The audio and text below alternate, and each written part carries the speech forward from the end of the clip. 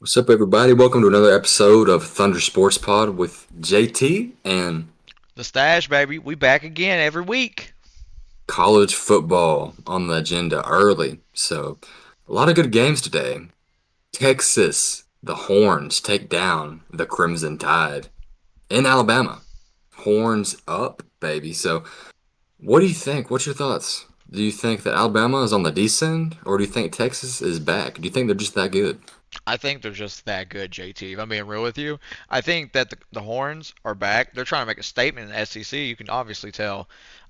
Beating Alabama in Tuscaloosa is hard to do. It's not an Hmm. easy task for any year.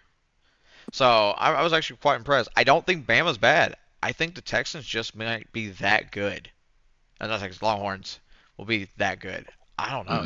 It's nuts. Um, I don't know. I was actually kind of shocked they're up here. What about you? I agree. I think Texas was looking very good. Offense was flying around, very electric. The quarterback has had doubts going into this season, but tonight he looked amazing. So I think the defense was flying around with a lot of effort, a lot of passion. I think they had a chip on their shoulder to prove that they can hang in with the best of the SEC. So Alabama looked pretty good and some flashes on offense. Defense looked a little skeptical. Down the stretch, they gave some big plays in the secondary, but ultimately, I think Bama will be just fine. They've got to figure out the quarterback situation. I think Jalen Milroe is a great athlete, very great athlete. He had some pretty good throws tonight, but he had some poor decisions in the pocket with his presence. He had some very ill-timed throws, and he just stared down the secondary. And yeah, I believe he had two interceptions tonight, so he's got to do better at reading the defense. I feel like if Bama's going to make a playoff push this year, already losing week two, that's not a good sign for Alabama fans. No, and I picked them to be a playoff team this year. I thought they were going Hmm. to regress a little bit, but I thought they would be making the playoffs. Week a loss in week two is, I mean, Huge. it's better to lose now than later. So I mean, if this is going to be their only loss, I'm not saying it is, but it's saying it is. Just assuming that this is their only loss, this is fine. This won't hurt them that bad because Texas is a good team. They are, for sure. And I mean, the strength of schedule will be, taken into place for the committee whenever the playoff comes around. So, moving on to Colorado, beating Nebraska 2-0 under Coach Dion. So they have surpassed the win total of last season already. That's pretty bad, But having only having one win last year, but hey, he's already meeting expectations. You're one as the coach in Colorado. He's pushing that bar, setting high. But he is yet to beat a great team. I feel like TCU lost a lot of players. Great win, not taking anything away from that win or today. But they play Oregon next week, and the week after that they play USC. Those are two huge conference games. If they can pull off at least one of those two, I'll have respect for them, and I'll know that they have a legit team and building for the future. But if they lose both of those games by a good margin, I'll have questions because that defense is very suspect. Offense looks amazing. Defense, I'm very worried about. What's your thoughts on Colorado? Are they legit? I'm still not sure. Like we talked last week, I'm like I like the hype. I like the like wanting them to do good, right? Especially with like Travis Hunter, like just keep playing both sides of the ball. I mean, it's awesome to see. Very rare. Um, Sanders' son, the QB, he looks good, but they pulled off a win against TCU, which is good, which was is a big win. They were a ranked team. Everyone thought they were in the bowl game, the championship game last year. So coming out and winning that is huge. The Nebraska game, I was not impressed with them really. I think that they had a lot of issues. They had like five takeaways in the game, and I feel like they should have. The final score, if they would have actually been able to score off of those turnovers, would have probably been like 14-36 halftime. I mean, it was Yeah. just kind of I wasn't I don't know, it was weird. It was like watching the game. I was under the impression I was almost like watching like two high school teams playing. To be real with you. Hmm. I feel that. I mean, they pulled away a little bit later, but giving up 8 sacks against Nebraska, they have middle of the pack D linemen in front seven, so it's nothing scary. I feel like to the point where you're going against top tier defensive players, giving up 8 sacks against a Nebraska team. Who's not even That's ranked. That's very, yeah, exactly. That's a very, very concerning. I feel like if I was Coach Dion, there got to put an emphasis on predicting Shador Sanders. But he has been balling out so far. So we will see where he takes them and where Coach Prime takes them this season. But Tennessee beating Austin P 30-13. Very sloppy game from Joe Milton today. Looked very inaccurate. The running game kept them in this game. The defense looked all right at times, but there were some blown coverages in the secondary. I feel like if this Tennessee team wants to have great success this season, they've got to play up tempo and know how to cover boundary to boundary with kind of wide out, just different formations. They're not very good running sideline to sideline. They're good at stuffing up the middle. They're not good at addressing the spread offense on the defensive side of the ball so far, it looks like. But Joe Milton, at the end of the day, has got to do a better job at hitting his receivers in the numbers instead of overthrowing them or throwing too much on it. They did have a lot of drops today, though. I believe they had 5 or 6 drops from the receivers. That's very concerning. Going in against a Austin P team, so not even a top SEC school. So they play Florida next week. They better get ready for them boys because Florida played pretty good today against a team they should have beat. But nonetheless, I mean Tennessee and Florida is a big rivalry, so you've got to perform whenever the knocking at the door is arrived. So, but we'll see next week. Tennessee and Florida, big rivals, and I think in Gainesville it'll be a rough environment, but we'll see who comes on top. Michigan beats UNLV 35-7. Enough said about that. Penn State all over Delaware today. Notre Dame in a close one, 45-24, pulls away late, but they were NC State was within them pretty early. I mean they were looking like they could knock off the Fighting Irish, but they pulled off a W. Um, as well as Clemson, not looking as good as they should have early. Pull away late, 66-17 against Charleston Southern. Ole Miss wins 37-20 against ranked Tulane, number 24th in the country. Very impressive win from this Ole Miss team. They've got a lot of potential on the offensive side of the ball.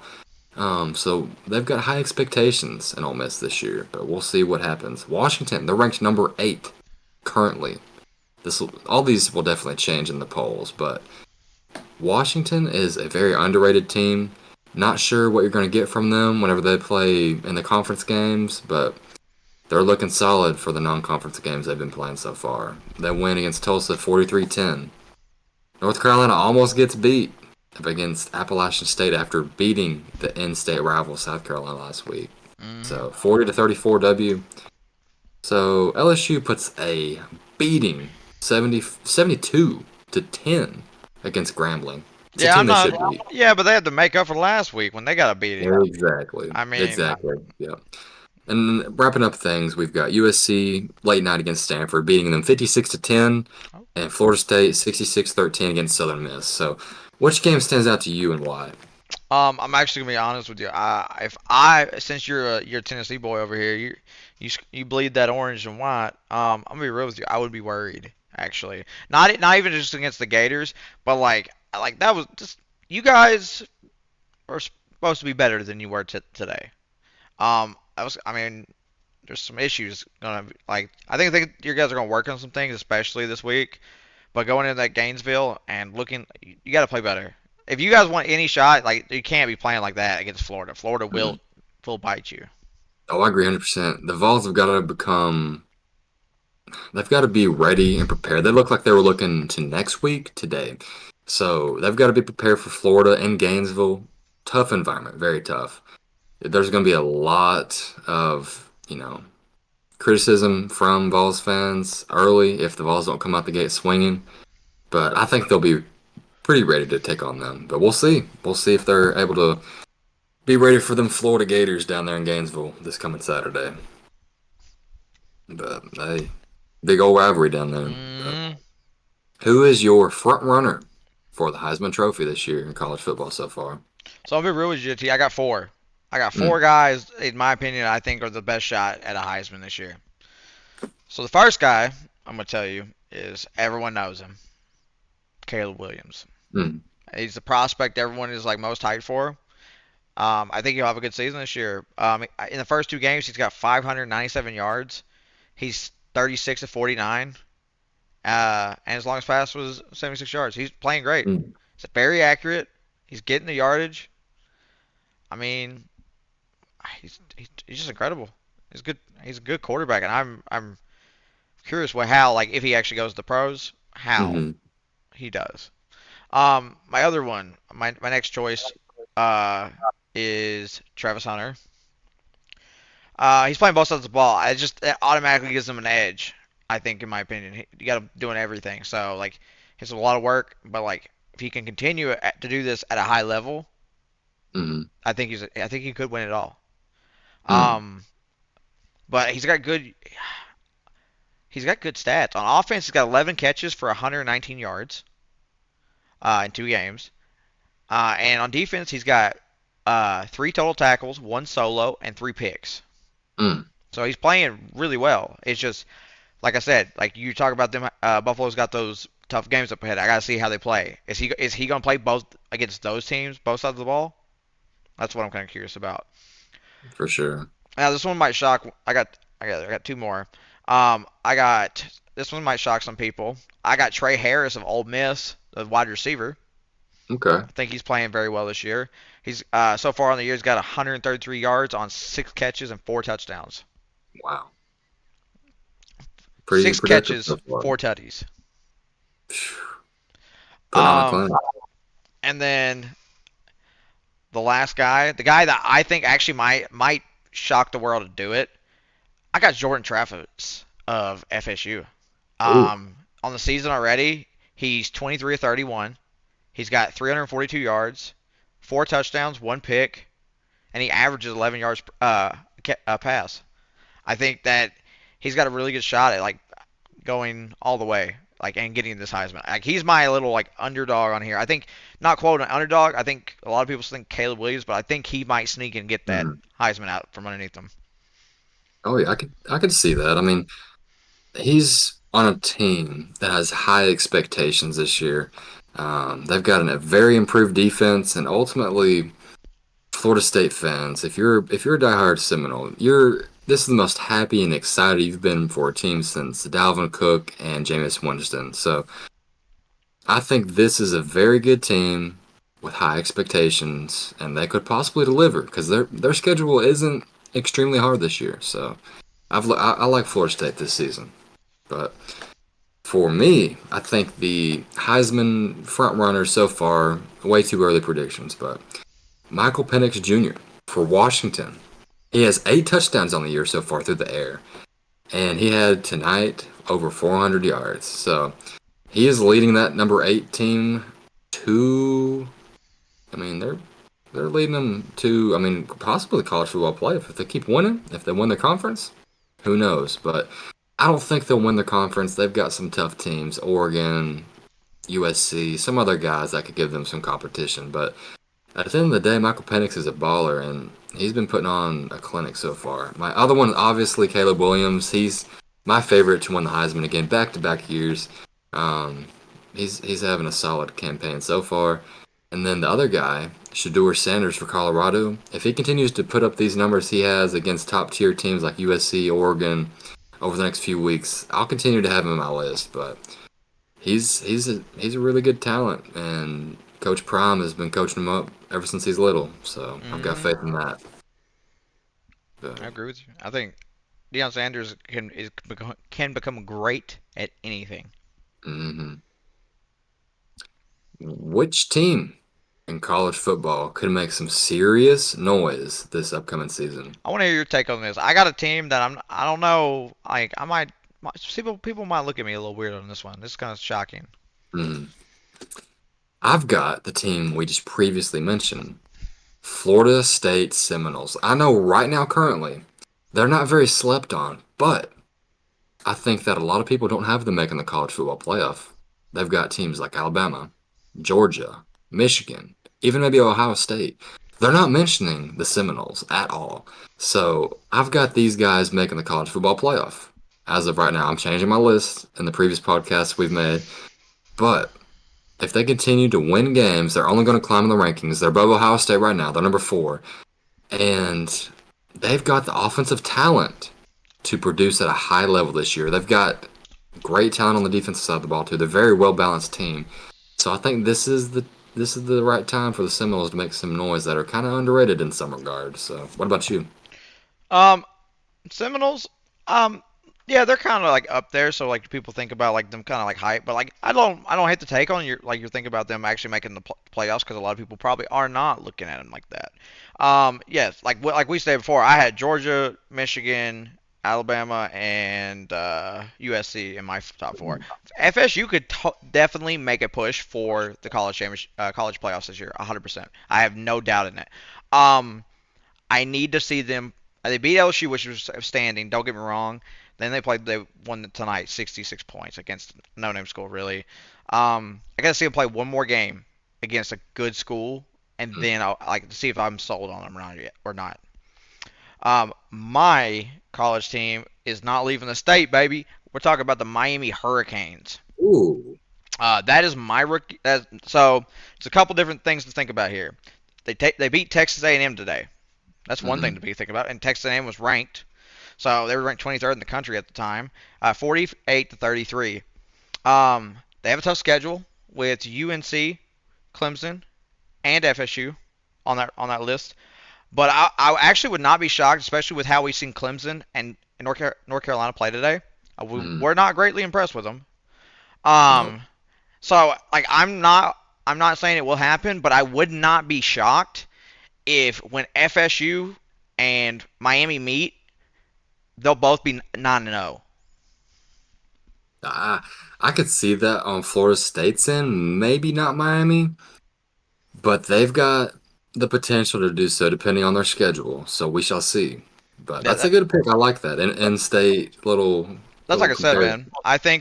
I think they can beat UNC after today. They have to make some major adjustments, and Clemson does not look like a top 25 school right now. That's very true. So I'd say they could get past both those schools, and the rest of their team is not. Rest of their schedule is not hard. I looked at it. So when I Mm. tell you I think they may be 9-0 when they meet the Knowles later this year. I think it'll be a battle for undefeated.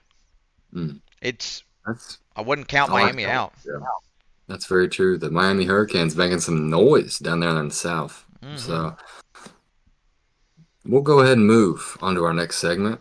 What is the best college football rivalry of all time? What is your thoughts? Who do you have?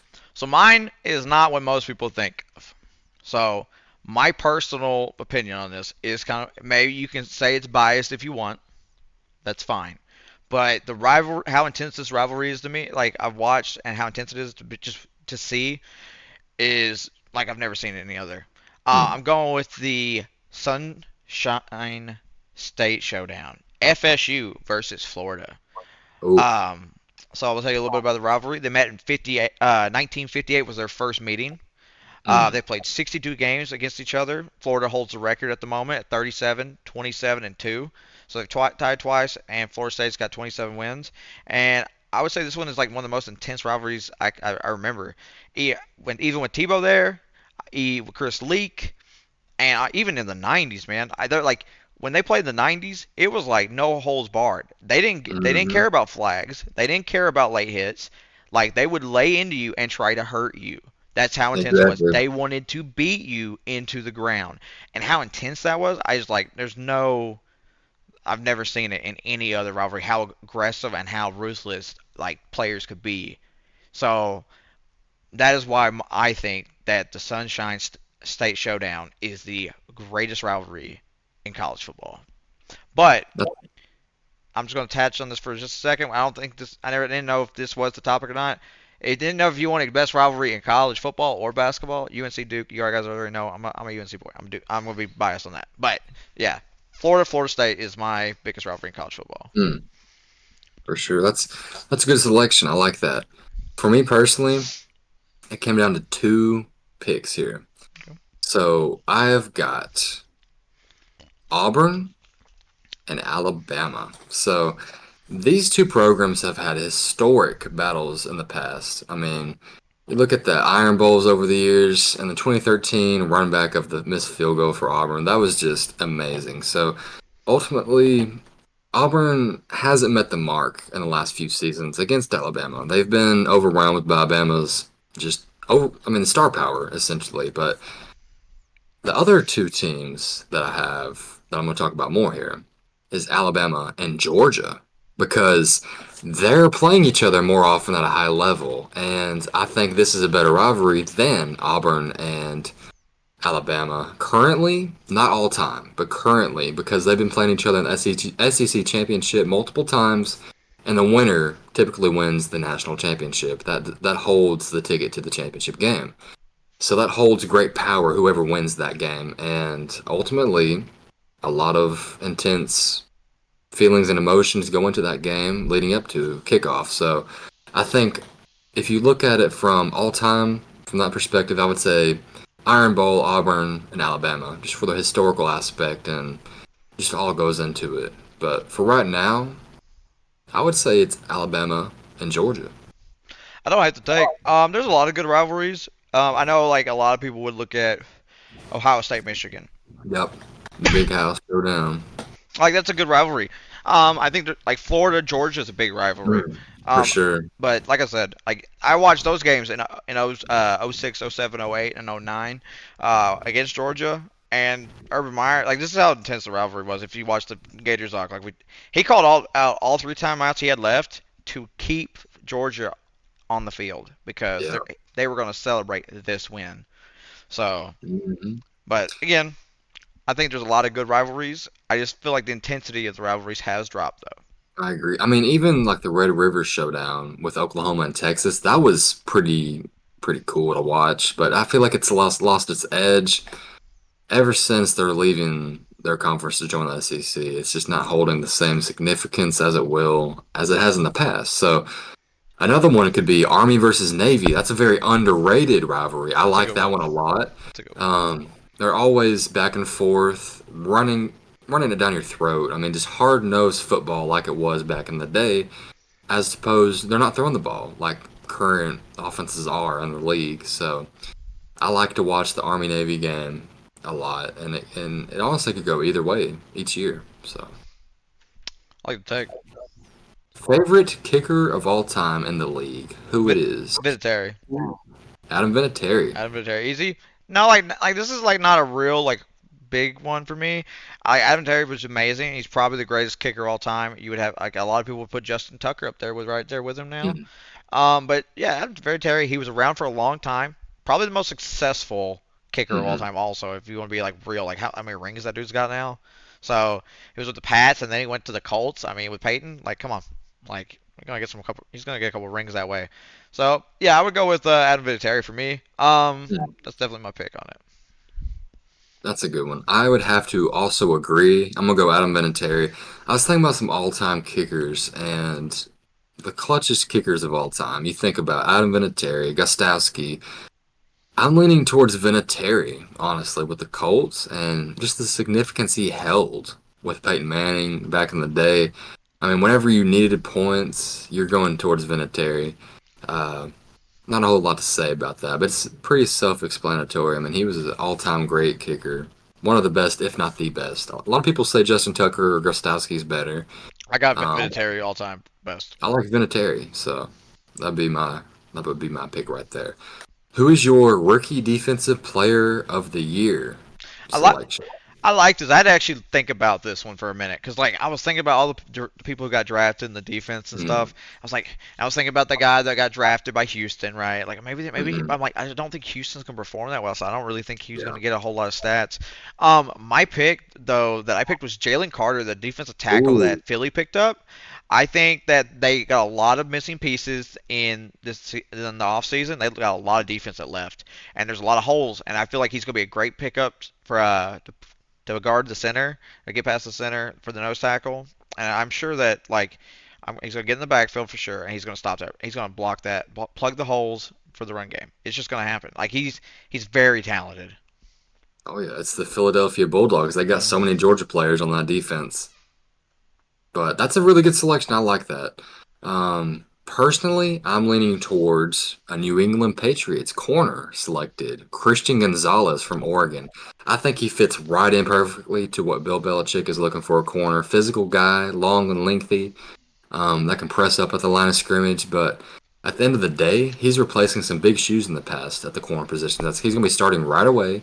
Stephon Gilmore, J.C. Jackson, guys like that on the outside that performed at a high level for Bill for several years. I think Christian Gonzalez makes an immediate impact to the point where he wins the best rookie on the defensive side of the ball. But moving on to offensive rookie of the year, who do you think? What is your selection? So JT, you're not gonna like the guy I'm gonna pick here. I'm going with Jameer Gibbs? Jameer Gibbs is my choice. Ooh, He okay, had 7 okay. touches for 42 yards, and if Mm. you saw, he got tripped up by that savage turf monster. He was on my fantasy team. I was hoping he could break it open, and if he had got tripped up, he would have like you could obviously tell it was a touchdown waiting to happen. No Mm. one was there. He was done. It was in, and I think that the more touches he gets, the better he's going to get, and Mm. I think that he is going to be. I think by the end of the season, because right now it's going to be they're going to try and do like 50-50. We're going to work Gibbs into a 50-50, and then by the end of the season, I'm looking at a 65-70 35-30 kind of Okay. touches and Gibbs over Montgomery. Montgomery Mm. looked good too, but yeah, I got Jameer Gibbs. I think he looked fantastic. The hype might be real about this dude. I know I'm Mm. not necessarily like on the hype train about Bijan Robinson. Nothing against the guy. I just think that yeah, I haven't seen it. You got to show me that you're amazing, man. That's what I got to see. And Jameer, to me, he did. I was incredibly shocked by his agility and how swift he was and how Any fast he was. direction? Yeah. He's looking good. I mean, he'll get only more carries as the season progresses. My offensive rookie player of the year. I could easily go with Bijan, follow the rest of the sheep in the NFL community. I think he could win it. I think he's going to have a great rookie season, even put up better numbers than Saquon's rookie year. But I'm going to go ahead and make an underrated selection with the Minnesota Vikings number 2 receiver, Jordan Addison. I think he's going to be in a great offense this year. Not trying to be a homer pick or anything, but I think that he's going to get a lot of targets. He's going to get a lot of targets this year. I mean, they've got T.J. Hawkinson, they've got Justin Jefferson, but he's going to be that number 2 receiver on a team at a rookie year. So I think he's going to have a great season with Kirk early, going to get that chemistry going. He's very deceptive in his speed, got great hands at the point of attack. So I like Jordan Addison for my offensive rookie of the year. I don't hate the take. I kind of it's not bad. I think it may have been a little like home for the home team, but what I think about it really is I think that they're going to probably try to double team Jetta. He's going to get a lot of Mhm, opportunities. exactly. I think Minnesota does not draft. Minnesota knows how to draft some wide receivers. You got Jetta and you got Moss, so you should be. Yeah. So maybe he'll be in a good. Maybe he'll be a stud. Maybe he might be. Stephon Diggs too. Maybe he might be like. Oh yeah, and Stephon Diggs. You're a wide receiver machine. So maybe he'll be like a T Higgins. Yeah, perhaps. There's a good possibility about that. I mean, I wouldn't hate that if he played like that for you guys. Mhm. So, No doubt. but yeah, I think that he might show out. We'll see. What you got two really good offensive weapons. You got Hawkinson, you got Jetta, and if this guy can play well, then you're set. Um, and the guy that you're running back, what's his name? I always forget. Alexander Madison. Yeah, Alexander Madison is a Mhm. good running back. He's not. I don't think he's as good as Dalvin Cook, but I don't think he's Mhm. so far behind him. I think you'll be fine in Yeah, the run game, and you'll still do your run game like normal. for sure. Yeah, I think he can make a pretty impactful. You know, he can make an impact early. Is what I'm trying to get at. But we'll wait and see. It might take a little while for him to get acclimated into the league. But I've got high expectations for this rookie. So, who has the higher chance of taking their team to the Super Bowl? Dak Prescott or Justin Herbert of the Chargers? All right, JT, you're gonna hate me on this. You're gonna hate me this because you actually no, you won't hate me on this. This is different. I was thinking about a different receiver for some reason in my brain at the moment. It was Derek Carr. I know you defend Derek Carr heavily, and you defend Dak also a little bit. But So there is a reason for my choice, Mm-hmm. and I'll explain. My choice is Dak Prescott for this. And Mm, before anyone knows, I'm not. No, no, I don't think the Cowboys will be great this year. That's not what I'm saying. I think Dak has a better shot because of what division he plays in, like in what conference he plays in. The NFC. It's very top heavy. If you get past two teams, boom. All you gotta do is get past the Eagles and the Niners, and you're in the Super Bowl. Really, there's two teams. When I look at the AFC, you got the Chiefs, you got the Bengals, you got the potential Steelers, you got the Ravens potentially. Uh, you the got Bills. you got the Bills, you got the Jets, you got Miami. You can't count out New England. You can never just count them out. Yeah, So like exactly. you have so many good teams with few playoff spots. So like Exactly. I think the Chargers make the playoffs every year. Okay, that's fine. They need to win some playoff games if The they're going to. Jaguars too. Jaguars too. Yeah, I forgot about the Jags. Thank you. Jags also. So there is a lot of good teams in the AFC fighting for very few playoff spots. You've got a very few good teams and plenty of mid and bad teams fighting for playoff spots. That's a very valid point for sure. If Um, if if Justin Herbert was traded to give me an NFC team, Detroit. Detroit would be fine with him, No, but no. I'll go ahead and Seattle, tell you. Seattle, Seattle. Seattle, yeah. If Justin Herbert plays for Seattle this year, I would bet they go to the NFC Championship. Hmm. What about if he Or was on? yeah, What about if he was with the Giants? yes, yep. I would 100% with the Giants. I think that Danny Dimes is fantastic, but like I think Justin Herbert is just that much better of a quarterback. Hmm. Like if here it is, Justin Herbert, if he goes to the NFC, he wins a Super Bowl. If Dak goes to the AFC, he still doesn't get a Super Bowl. That's very true. Yeah, I would agree with that. I also agree with the assessment of I think Dak has the higher percentage chance of making the Super Bowl over Justin Herbert. Mainly because, like you mentioned previously, the AFC is a lot more competitive and harder to make the playoffs than the NFC. Not only that, but I think Dak is going to have a bounce back year.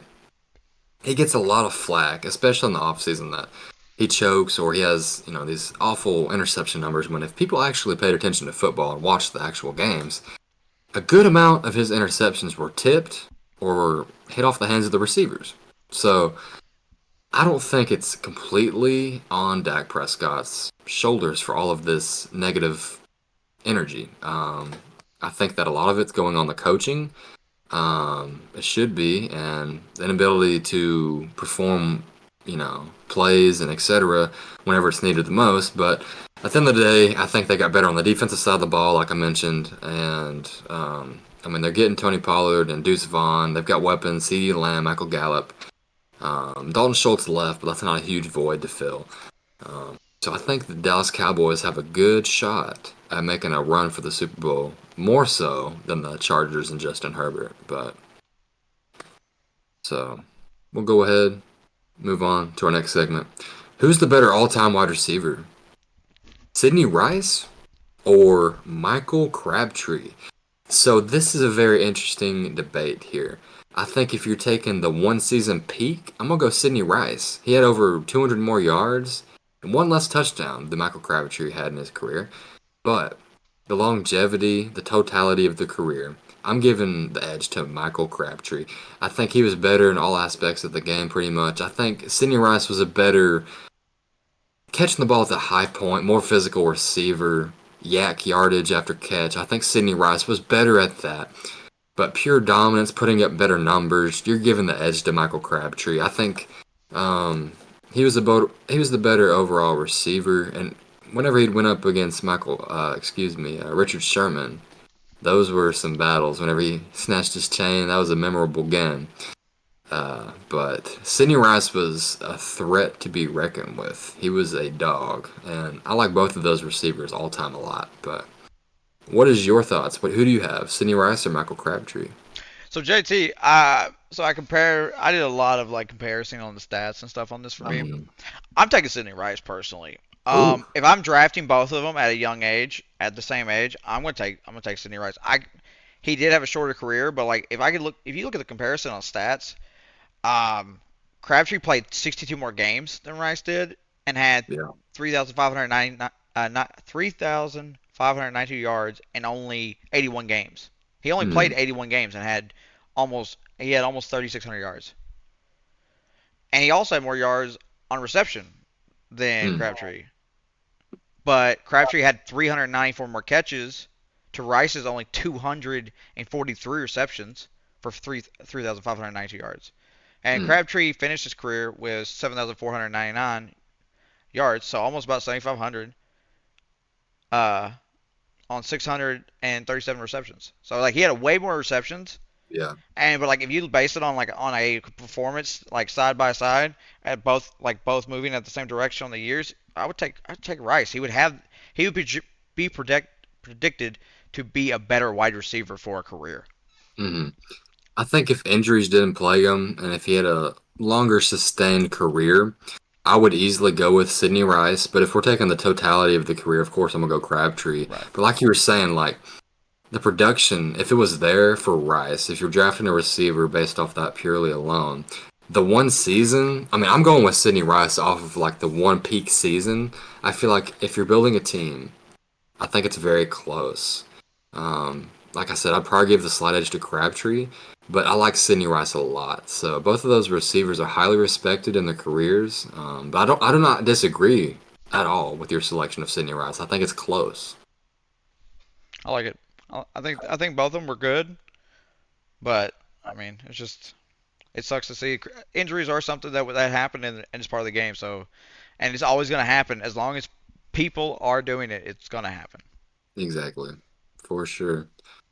All right, going on to the last segment of the day, everybody. So, what is the team that has the most pressure to perform in the NFL this upcoming season? I'll let you go first, Stash. Team to perform.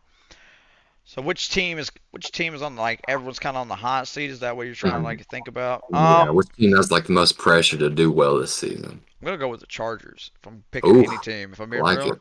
I think Justin Herbert and the Chargers fumbled the bag last year in the playoffs, and Hmm. that would just made them look so bad. They should. It was a game they should have just won.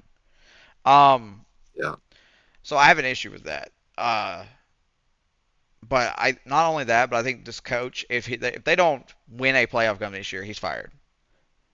It's great to Yeah. make the playoffs. Don't get me wrong. You're having a winning season. You're doing great, but you have to start producing at some point more than that. Very Because true. or something's not working between everybody. Justin Herbert is a top five QB, so I wouldn't think it would be him. I think he plays well. I do think he needs to run more, and Hmm. because he can run, like we don't see him run, he stays back in the pocket a lot, but he can run. Um, yeah, but if they don't win a playoff game, their coach is fired, and they're gonna bring in a new guy. Mm, I'm almost guaranteeing it. They have to win a playoff game. for sure. The Chargers organization went through Philip Rivers for like 16 years, so they never got a Super Bowl. They don't want to. They like that's fine. Philip Rivers was good, and he was able to keep you in the playoffs every year. But they're wanting more. They've done that for too long. You got to get past that. Exactly. So the Chargers are my pick. The Chargers are a very good pick. They've got so much pressure on their shoulders from every part of their team to perform at a high level this year. I've got two teams that I think have the most pressure on them to perform this year. I'll briefly talk about the first one. The second team, I believe, will be my selection. This will be like honorary mention for the first team. So, honorary mention, the Miami Dolphins. I feel like they've got a lot of pressure to perform this year, solely based on the acquisitions on the defense. I mean, you bring in Jalen Ramsey and some other guys to perform at a high level. He's hurt right now, so you spend all that money on the defense to try and fix problems, and you got to see if Tua is that guy in Fix your Miami. O line. That's what they need to do. Fix your O Exactly. line. You have to fix your O line to protect Tua. That's a main concern for that team. And if you don't do that, you're not going to make it far in the playoffs with a stacked AFC conference. So I think Tua is a solid player. But at the end of the day, is he going to be good enough to lead you to a Super Bowl victory? I don't think so. So they've got some questions on that offense. They've got some great, outstanding receivers in Tyreek Hill and Jalen Waddle. But is Tua the answer in Miami? We'll see after the next year or two. And if they don't make it past the first round of the playoffs, it might be a good idea to, entertain the thought of changing quarterbacks. So we'll see. But that is my honorable mention. My actual prediction of which team has the hot seat right now. The Cleveland Browns have the hottest seat in the NFL. They are in the Cleveland Browns are on the hot seat and they need to perform because at the time they gave Deshaun Watson the biggest NFL contract ever. And that was basing it off of a year and a half without playing football. And they have Nick Chubb, the best running back in the league. They have weapons, Amari Cooper, David Njoku. They've got guys on the defense, Denzel Ward, Myles Garrett, who might win Defensive Player of the Year. They have pieces to succeed. They play in one of the hardest divisions, though, in football, if not the hardest. So it's going to be extremely hard to put together a team to win in the playoffs, but they've got high expectations and they need to deliver. Or Kevin Stefanski will be on the hot seat as a head coach and an entire team in general. They could ship off some players in the next year or two if things start to go south because Browns fans have been suffering for a long time and they deserve some success in the playoffs. They do. Baker Mayfield was their last time, really. Maybe Yep. I'm hoping he can have some more magic this season. Maybe even in game one, and we Hey, do pull the upset. You we know will you guys are see. picked like 97% to win the game. That's your percentage to beat us is 97. I Because like people, it. we are recording this before the game, letting you guys know. But yeah, it's kind of interesting to think about. Uh, well, if don't worry, if whichever team wins, you're definitely gonna see it on the TikTok and on the channel. Trust me. For sure. No doubt. That's definitely Especially going to be especially if it's the advocated. Vikes. Especially if it's And the Vikes losing. yeah, we're going to have some bragging rights for whoever wins. Also, a little disclaimer we play each other this week in fantasy football. Mm-hmm. So, head to head, NFL favorite teams as well as fantasy football. It's So, a kind of lot on the crazy. line. Lined up Lot, kind of nuts that way. lot on the line indeed. So, this will wrap up everything, folks. Thanks for tuning in. Leave a like, subscribe if you haven't already. Follow us on the TikTok. It's the same handle, Thunder Sports Pod, but we've enjoyed it.